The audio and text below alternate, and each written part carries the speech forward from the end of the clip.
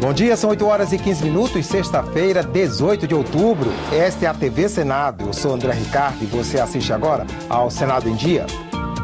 Acordo entre Brasil, Colômbia e Peru vai combater tráfico de drogas e armas nas fronteiras.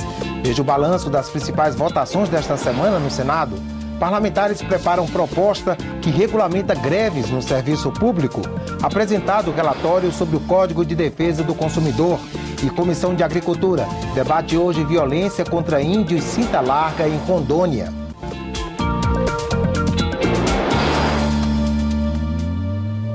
O Senado aprovou ontem um acordo entre Brasil, Colômbia e Peru para combater o tráfico de drogas e armas nos rios das fronteiras entre os três países. Os senadores votaram também um decreto que muda as regras para analisar o perdão das dívidas de outros países com o Brasil.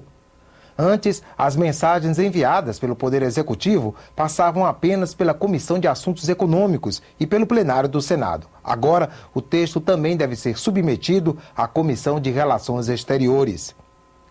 Veja agora o balanço de outros destaques das votações desta semana no Senado. Quem traz as informações é o coordenador da Agência Senado, jornalista Marco Antônio Reis.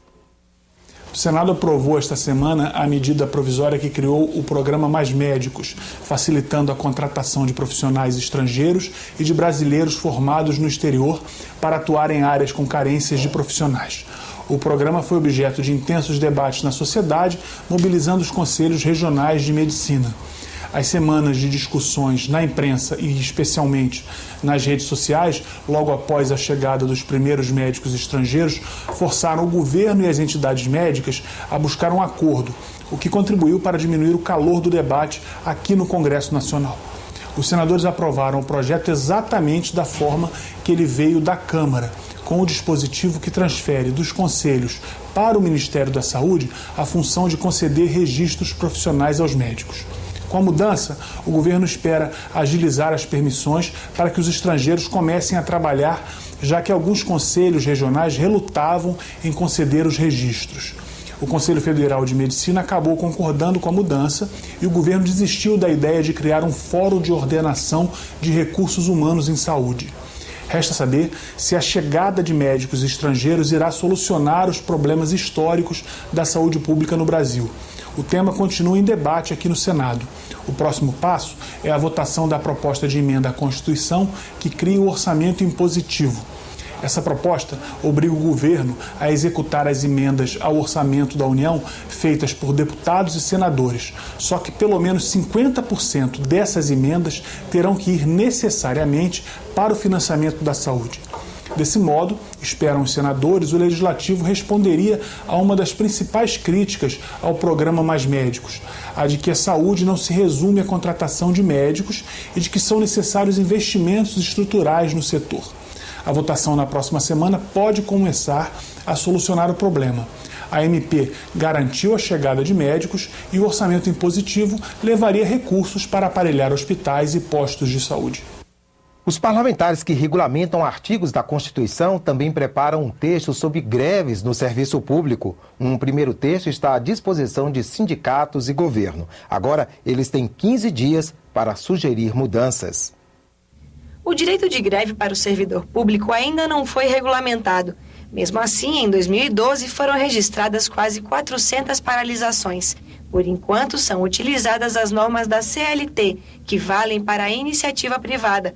Mas os sindicatos reclamam que a lei é aplicada apenas parcialmente e nem todos os direitos são garantidos aos servidores, principalmente o da negociação coletiva com o governo, previsto em convenção internacional. Se o governo regulamentar a Convenção 51 com a negociação coletiva, 80% das greves, eu digo isso, tem medo de errar. Deixam de acontecer porque aí nós vamos ter, de fato, negociação para valer. Pelo menos 5 projetos de lei que definem regras para greves de servidores públicos tramitam no Senado. Uma nova proposta deve ser apresentada pela comissão mista responsável por regulamentar a Constituição Federal. O texto estabelece requisitos que devem ser cumpridos pelo menos 15 dias antes do início da greve. A paralisação deve ser comunicada ao órgão onde os servidores trabalham e também à população. Deve ser apresentado um plano de continuidade dos serviços e alternativas de atendimento ao público. O projeto também define os serviços considerados essenciais, os que afetam a vida, a saúde e a segurança dos cidadãos. Nesses casos, pelo menos 60% dos servidores devem continuar trabalhando.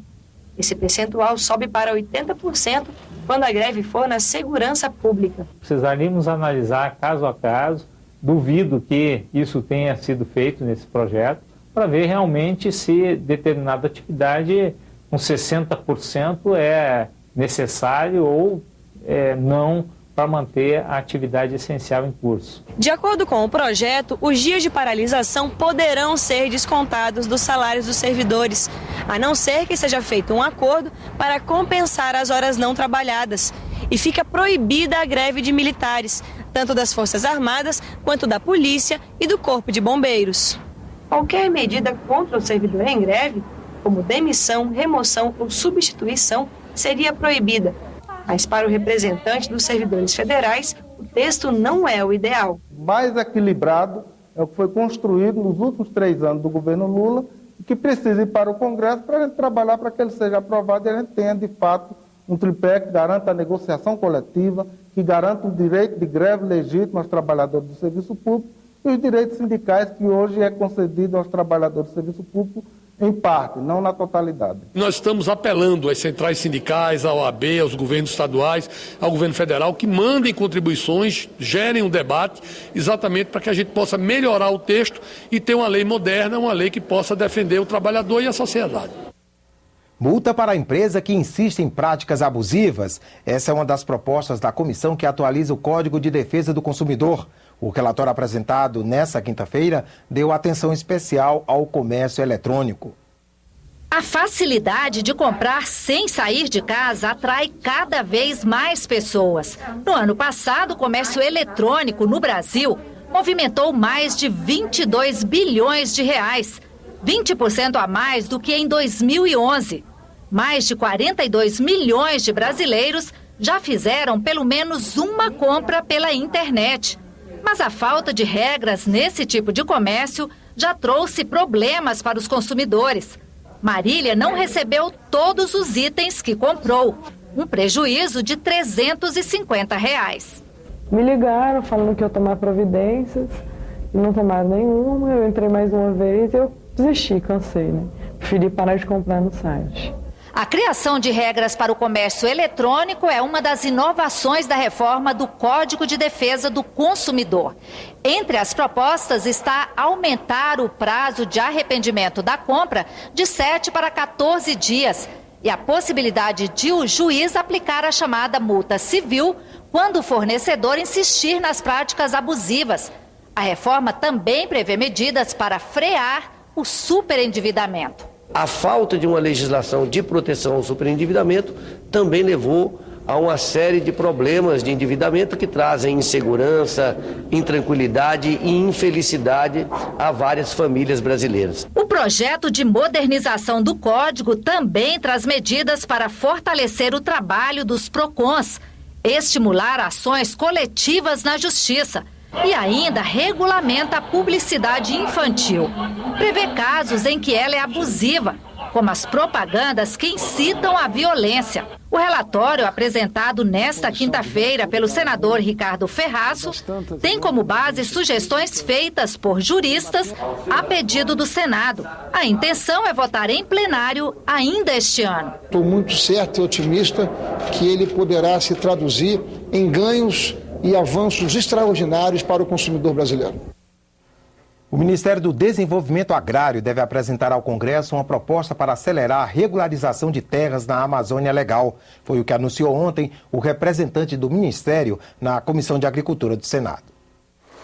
A Amazônia Legal ocupa 61% do território brasileiro, abrange mais de 700 municípios e alcança 20 milhões de habitantes.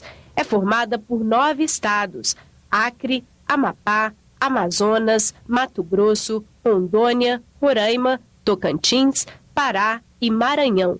Mas os conflitos agrários são recorrentes nesta área, devido principalmente à falta de regularização das terras, hoje ocupadas por cerca de 300 mil poceiros. Na audiência pública realizada pela Comissão de Agricultura e Reforma Agrária, o representante do Ministério do Desenvolvimento Agrário, Sérgio Lopes, disse que o processo de legalização fundiária iniciado pelo governo encontra muitas barreiras. Em muitos casos, nós temos que usar a Força Nacional, a Polícia Federal, para poder medir, porque alguém diz que é dono e diz que não deixa entrar e fica armado. Segundo ele, o governo quer elaborar, com a ajuda dos parlamentares, uma proposta que permita maior segurança jurídica para regularizar a posse das terras, que hoje, formalmente, pertencem à União. A mudança legal, mais do que acelerar a regularização fundiária na Amazônia, ela é para efetivar que aquele documento que eu entregue para um produtor que está há 10, 20, 30 anos não seja passível de ser cancelado daqui a alguns dias. Diminuir a burocracia para a regularização fundiária é uma coisa importante. Isso pode ser feito através de lei do Senado, da Câmara, mas também pode ser feito através de uma medida provisória. E está marcada para hoje, às 14h, outra audiência pública na Comissão de Agricultura. Desta vez, para discutir a situação dos índios Cinta Larga. Eles são vítimas da exploração ilegal de diamantes e de madeira no estado de Rondônia. Aprovamos essa audiência pública para discutir a questão do garimpo ilegal que tem na reserva Roosevelt. É a maior reserva de diamante do mundo. Nós temos no Brasil, e é exatamente na reserva Roosevelt dos índios Cinta Largas. Nós temos uma reserva de diamante, a maior do mundo, e nós temos em cima dessa reserva de diamante os índios Cinta Largas, que estão passando necessidade, passando até fome. Nós temos que resolver essa questão. Índios e quilombolas querem ter voz nas ações do governo que afetem suas comunidades. Essa garantia, dada por uma convenção internacional e outros direitos que estariam ameaçados, foram tema de uma audiência pública ontem no Senado. A Convenção 169 da Organização Internacional do Trabalho estabelece os direitos dos povos indígenas e tribais. O texto foi ratificado pelo Brasil em 2004 e ganhou força de lei. A convenção afirma que os indígenas devem ter garantidos o direito à propriedade das terras que ocupam, à preservação de seu meio ambiente e da cultura. O governo brasileiro reconheceu que também estão sujeitos à convenção os povos quilombolas, comunidades negras que vivem em terras dos antepassados escravizados. De acordo com a Convenção 169, esses povos devem ser consultados todas as vezes que puderem sofrer impactos de alguma ação do governo ou de uma proposição legislativa.